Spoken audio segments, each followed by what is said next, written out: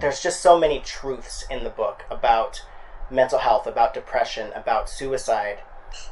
I just want to know what led to the writing of this, and what was that process like? You know, I talked earlier about my uh, my need to tell stories, and I think that for me, when I lost Trevor, um, I I started writing, and I'd never journaled before in my life, but I felt compelled to write things down, partly because um, those were all the memories I had, and I didn't want to forget anything. I wanted to keep it all, and go back and read it and remember it, and that was part of it. And then once I started writing them and they started turning into stories, I started sharing them on Facebook. And partly because I needed to talk about it. Mm-hmm.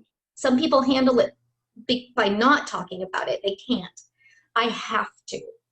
And it's much harder for my husband and my surviving son to talk about it. So I had my I had my Facebook community to share with, and the more I wrote, and the more I saw that people were reading it and were really getting a lot out of it, I thought, um, I think that I have a bigger story to tell.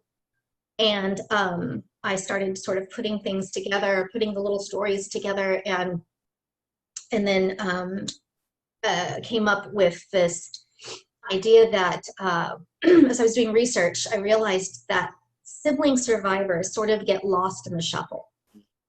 I was doing research to see what I could find for my surviving son to read, and it's even hard to find support groups for sibling survivors. And I was like, why is there this like glut of support for these kids and adults?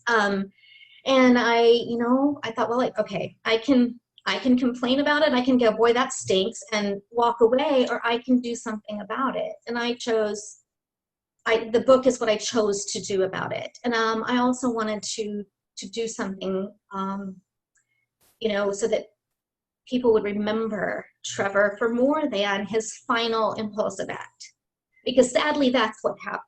And I do talk about that in the book too. Whenever somebody dies in a violent, shocking way, people don't say, "Oh, that's the boy that he was so quiet and he was really funny," or they say, "Oh, that's the boy that jumped off of a warehouse." And I can't stomach that. You know what I mean? Yeah. And so that became part of it too. And I've been trying, his first birthday and his second birthday, it took all I had to get out of bed, honestly. And by the time that the third one came around, I was like, this is going to be my way of honoring him. I wanted to do something to honor him on his birthday. And that's when I published it. So, I mean, like I said, there were a lot of reasons that it came to that. But it felt like it all was supposed to be that way.